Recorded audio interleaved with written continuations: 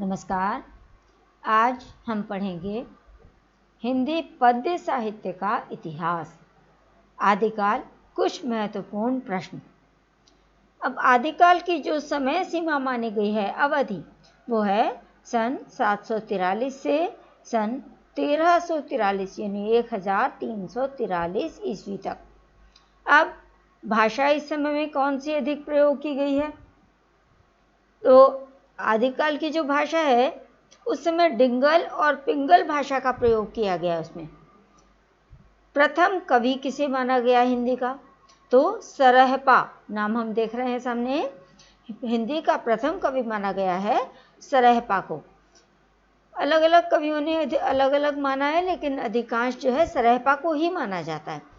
रासो परंपरा का जो सर्वश्रेष्ठ महाकाव्य माना जाता है, इसमें रासो काव्य रचे गए ना आदिकाल में, तो इस परंपरा में जो सर्वश्रेष्ठ महाकाव्य माना जाता है वो है पृथ्वीराज रासो, और इसके रचयिता हैं चंद्रवरदाई। और ये आदिकाल का प्रथम विशाल महाकाव्य है। इसमें 68 सर्ग हैं। सर्ग, अब मैं आपको सर्ग भी बता देती हूँ। जैसे जो खंड काव्य होते हैं, महाकाव्य होते हैं, ये सर्गों में बटे होते हैं।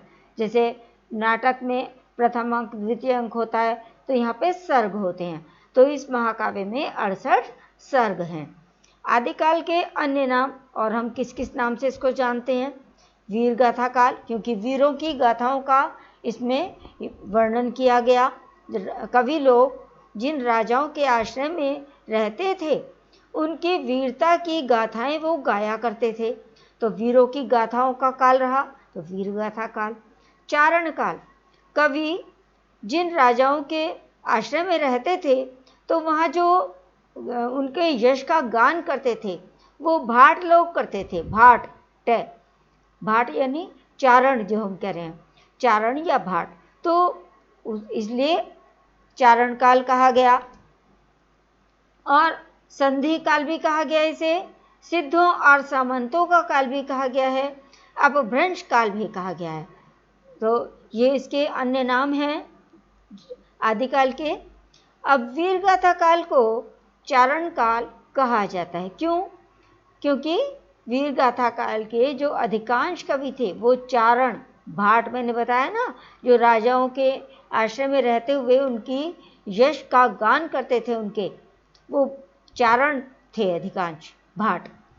अब आदिकाल की कविता का जो प्रमुख विषय रहा है, वीर पुरुष को किसके यश का गान करेंगे? जिनके आश्रय में कवि रह रहे हैं, तो आश्रयदाता राजाओं की वीरता का अतिशयोक्तिपूर्ण वर्णन, बहुत बढ़ा चढ़ा के वर्णन, क्योंकि वो उनके आश्रय में रह रहे थे ना, तो वीर पुरुषों की वीरता का अतिशयोक्तिपूर्ण वर्णन।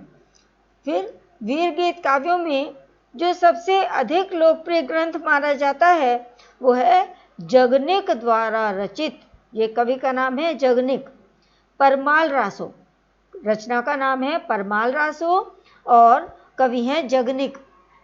और इसे आलखंड भी कहा जाता है, इसका दूसरा नाम है आलखंड। अब जैन साहित्य का सबसे अधिक लोकप्रिय ग्रंथ जिसे माना जाता है वो है रूपरास। अब सिद्ध साहित्य के प्रमुख कवि सरहपा, शबरपा, लुइपा, डोम्भिपा, कण्हपा और कुक्कुरिपा आदि, ये उसके कवि हैं। अब यहाँ पे हमने कुछ रचनाएं दी हैं। रचयिता का नाम दिया है श्रावकाचार, इसके कवि हैं आचार्य देवसेन। और रेवंत गिरि रास, इसके रचयिता हैं विजय सेन सूरी।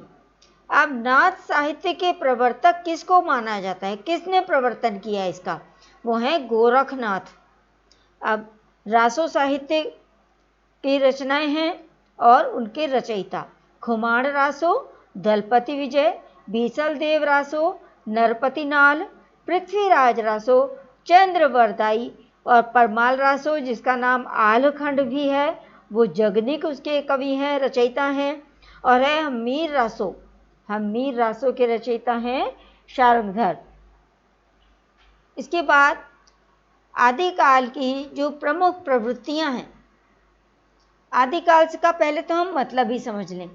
आदि मतलब प्रारंभ, जो शुरू में जो समय रहा काव्य साहित्य का, उसे हमने आदिकाल कहा। तो उस समय जो प्रमुख प्रवृत्तियां, क्या क्या बातें उस समय चल रही थी, क्या विशेषता थी उस समय की, ये इस प्रकार से हैं। युद्धों का सजीव वर्णन, जिन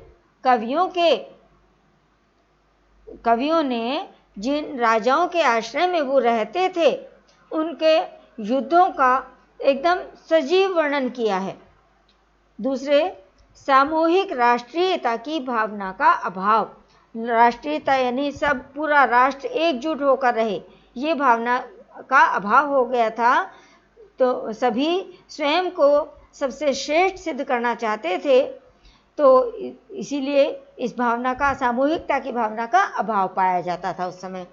और जब राजाओं के वीरता का वर्णन किया जाता था, तो वीरता का वर्णन है तो निश्चित बात है कि वीर रस प्रमुख रहा आदिकाल में, लेकिन उसके साथ साथ कहीं कहीं श्रृंगार रस का भी वर्णन प्राप्त होता है। और आश्रयदाता राजाओं की प्रशंसा, वही बात है कि जिन राजाओं के आश्रय में कवि लोग रह रहे थे, मतलब जिन राजाओं ने उन कवियों को आश्रय दिया हुआ था, तो अपनी कविताओं में कवि उनकी प्रशंसा किया करते थे। उसके बाद ऐतिहासिक कथाओं में कल्पना की प्रचुरता, मतलब अपनी कल्पना से उसे बढ़ा चढ़ाकर उसका वर्णन किया जाता था, जो ऐतिहासिक कथाएं होती थी। इसके बाद ये दो रचनाएं हैं, कीर्तिलता, कीर्ति पताका। विद्यापति इसके रचयिता हैं। पृथ्वीराज रासो किस काल से संबंधित है? आदिकाल से संबंधित है। धन्यवाद।